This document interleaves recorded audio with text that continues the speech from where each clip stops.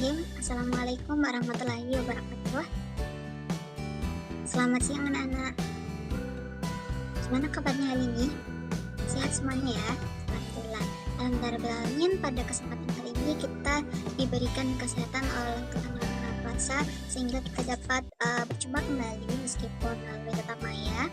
Kita bisa melalui Zoom meeting hari ini di mata pelajaran IPA terpadu. Nah, anak-anak semuanya, sebelum kita mulai pembelajaran pada siang hari ini, alangkah baiknya anak semuanya untuk berdoa menurut keyakinan dan agama masing-masing. Berdoa dimulai. Berdoa selesai. Nah, sebelumnya Ibu akan mengabsen dulu. Nanti silakan anak-anak untuk bisa mengisi Google Form yang telah Ibu bagikan linknya melalui chat di grup WhatsApp ya. Baik.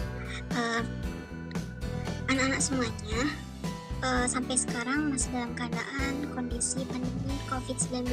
Jadi anak semuanya harus tetap menjaga kesehatan, jaga stamina, tetap di rumah saja, selalu mencuci tangan, memakai masker jika keluar rumah, kemudian selalu menjaga jarak ya. Nah, anak-anak semuanya apakah sudah disiapkan untuk alat tulisnya? Sudah ya? Baik. Nah, anak-anak sekalian, Ibu mau bertanya, kira-kira adakah anak-anak sekalian yang pernah keiris tangannya atau jatuh dari sepeda terus berdarah? Atau mungkin anak-anak sekalian pernah melihat darah? Pernah semuanya ya? Alhamdulillah. Nah, jadi anak-anak sekalian, Ibu akan bertanya, kira-kira kalau kita melihat darah, apa yang ada di benak kalian? Luka, terus sakit, perih gitu ya.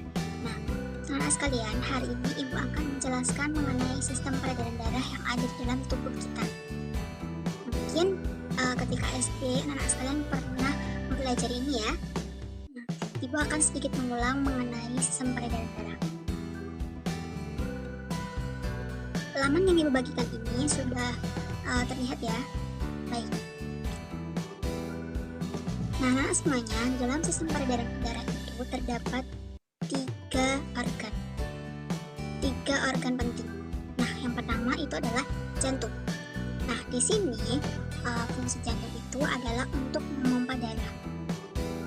Nah, jantung itu berada di bagian kiri adalah kaya dengan oksigen, dan di bagian kanan itu kaya akan karbon dioksida. Kemudian untuk pertukaran CO2 atau karbon dioksida dan juga O2 atau oksigen itu berada dalam paru-paru. Nah, sedikit penjelasan mengenai darah. Anak-anak pasti mengetahui ya bahwa darah itu berwarna merah. Dan kenapa kok darah itu berwarna merah, Bu? Gitu. Nah, darah itu berwarna merah karena dia memiliki pigmen yang berasal dari hemoglobin. Nah, dalam darah sendiri itu masih ada komponen-komponen penyusun darah, seperti sel darah putih, sel darah merah, plasma darah, dan juga trombosit atau kening darah. Kemudian, darah yang mengalir di dalam tubuh kita itu berfungsi untuk alat transportasi, oksigen dan juga karbon dioksida, serta nutrisi dan juga sisa-sisa metabolisme. Selain itu, darah juga berfungsi untuk menjaga sistem imun tubuh kita. Nah, kemudian ada lagi namanya pembuluh darah. Pembuluh darah itu adalah pipa-pipa yang ada di dalam tubuh kita. Mungkin anak-anak sekalian pernah melihat di tangan anak-anak sekalian ya. Di sini ada yang berwarna biru. Nah, ada yang berwarna biru dan dia seperti pipa di dalam tubuh kita. Nah, coba anak-anak sekalian, nanti setelah ini bisa diperhatikan di tangan orang tua kalian atau di tangan kakek atau nenek kalian, bahwa ada seperti tonjolan panjang. Nah, itu adalah di tangan, itu adalah pembuluh darah, seperti itu ya. Nah, pembuluh darah di sini dibagi menjadi 3, yaitu arteri, vena, dan juga kapiler.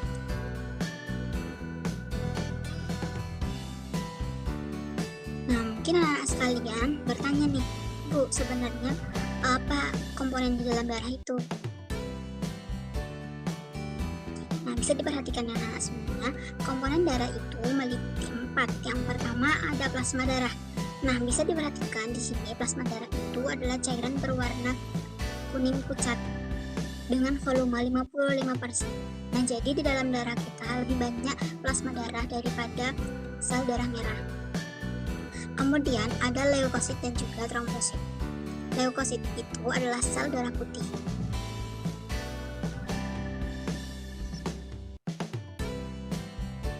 Sedangkan sel darah merah itu disebut dengan eritrosit.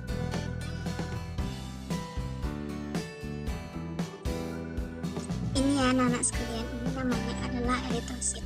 Jadi ada plasma darah, leukosit, trombosit, dan juga eritrosit.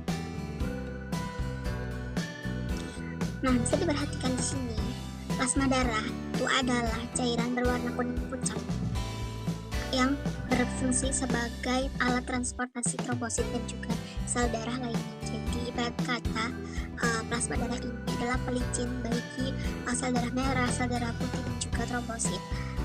Nah, protein dalam plasma darah itu ada 3, yaitu globulin, albumin, dan juga fibrinogen.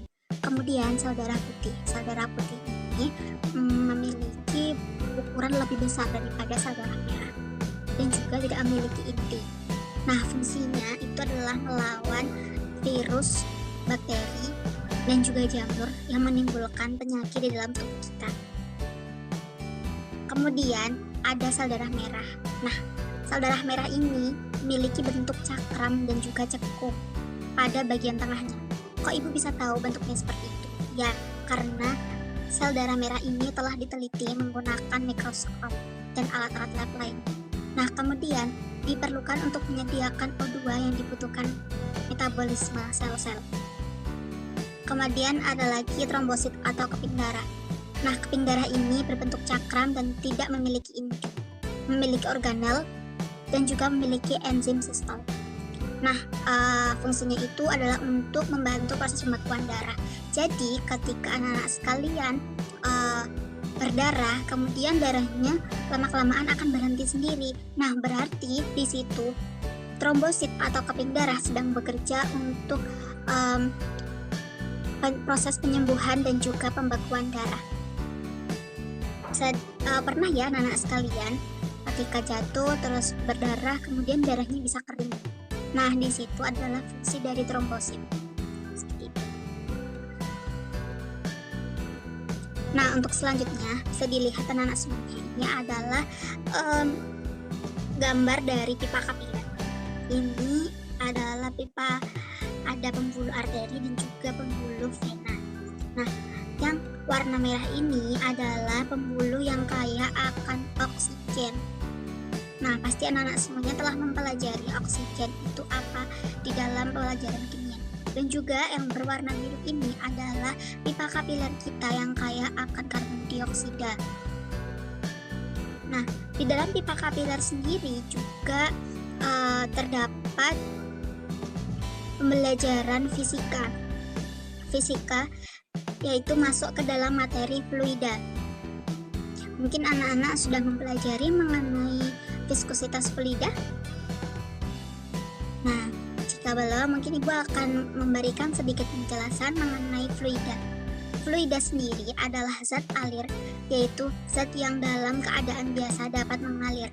Salah satu ciri dari fluida adalah kenyataan bahwa jarak antara molekulnya tidak tetap bergantung pada waktu.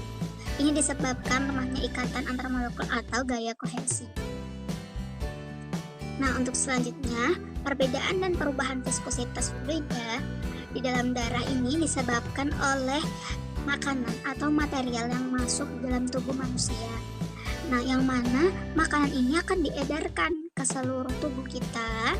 Kemudian, jika sewaktu diedarkan terdapat fungsi tubuh yang berjalan normal. Jadi, setelah makanan-makanan diedarkan ke dalam seluruh tubuh, nah itu akan menghasilkan tubuh kita yang normal atau sehat. Nah, tapi jika peredaran darah ini terganggu, maka sistem tubuh kita juga akan terganggu. Nah, bisa dilihat semuanya. Di sini ada gambar ya. Ini adalah jantung, kemudian yang warna merah dan biru ini adalah pembuluh darah.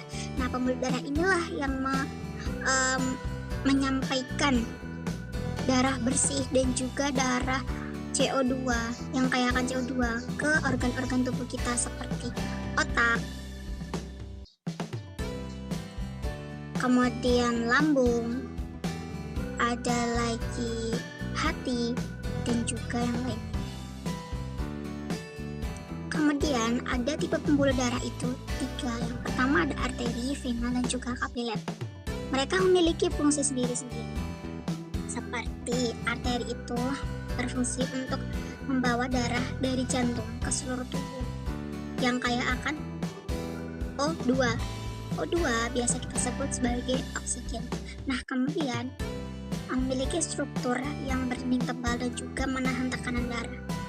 Karena dia menahan tekanan darah dari jantung yang memompa darah itu melewati arteri terlebih dahulu. Darahnya maksudnya. Nah, kemudian ada vena. Vena ini berfungsi untuk membawa darah dari kapiler di seluruh tubuh ke jantung. Nah, jadi yang berwarna biru tadi itu membawa darah, itu adalah pembuluh vena yang membawa darah dari kapiler menuju jantung. Kemudian dia kaya akan CO2. Nah, biasanya ini berdinding tipis. Kemudian letaknya ada di dekat dengan kulit kita. Nah, kemudian ada pembuluh kapiler. Nah, pembuluh kapiler ini adalah sebagai pertukaran materi antara pembuluh darah dan jaringan. Ukurannya sangat kecil dan sangat mikroskopis dan tersusun dari satu lapisan endotelium.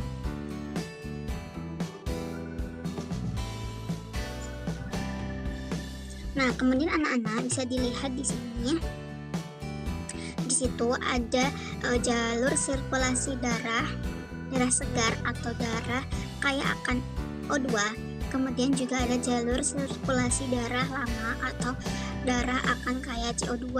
Nah, darah segar itu mengalir dari jantung ke seluruh tubuh. Bisa dilihat ya anak-anak semuanya. Ke seluruh tubuh ini maksudnya dialirkan ke seluruh organ tubuh dan juga sel dan jaringan dalam tubuh kita.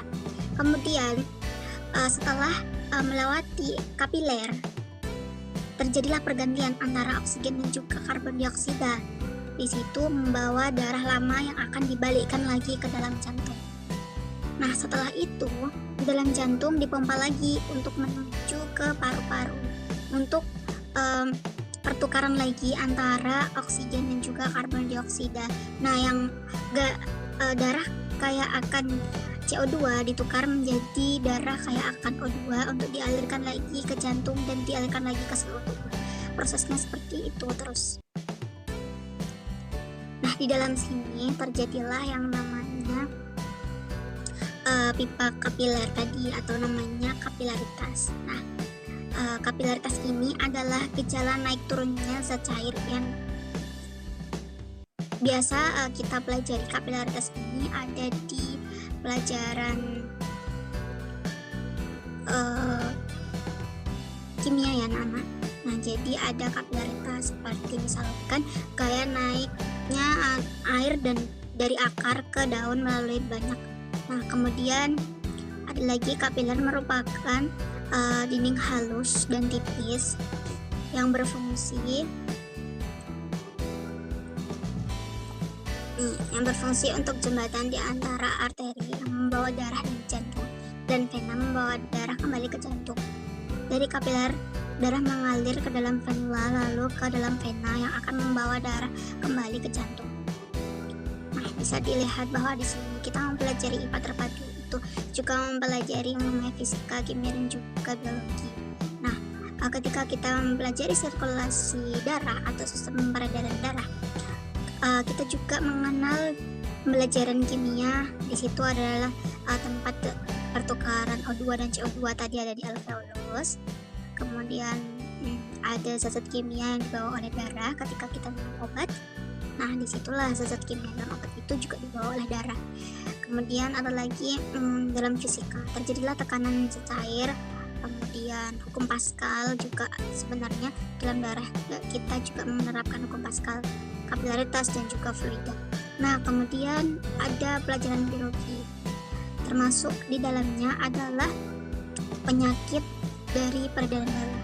Penyakit-penyakit tersebut adalah serangan jantung, jantung bocor, dan juga stroke. Nah, di sini bisa disangkut pautkan ya anak-anak semuanya. Stroke disebabkan oleh pecahnya pembuluh darah di otak sehingga otak kekurangan O2. Nah, kekurangan O2 sehingga menyebabkan kelumpuhan dan juga kematian. Nah, setelah kita mempelajari sistem peredaran darah ini, nanti anak-anak akan ibu bagikan LKS, silahkan dikerjakan melalui grup WhatsApp dan juga dikirim melalui grup WhatsApp. Untuk pembelajaran pada siang hari ini, mungkin anak-anak sekalian ada yang mau tanyakan terlebih dahulu? Baik, tidak ya. Nah, jadi bisa ibu simpulkan bahwa setelah kita mempelajari sistem peredaran darah ini, yang kita ketahui banyak hal ya anak-anak, bisa pembelajaran kimia, bisa pembelajaran fisika dan juga biologi, sampai ada sangkut pautnya. Ketika tekanan darah kita tinggi, bisa jadi itu memicu untuk penyakit stroke. Nah, penyakit ini masuk ke dalam biologi. Nah, kemudian untuk tekanan darah ini masuk ke dalam fisika. Kemudian, darah yang ada di dalam otak itu kekurangan O2. Nah, O2 ini masuk ke dalam fisika. Seperti itu. Alhamdulillahirrahmanirrahim. Semoga anak-anak semuanya bisa paham apa yang telah ibu sampaikan. Cukup sekian. Nanti tugasnya bisa dikumpulkan sampai pukul 17.00 waktu Indonesia Barat. Banyak salah dari ibu, mohon maaf. Wassalamualaikum warahmatullahi wabarakatuh.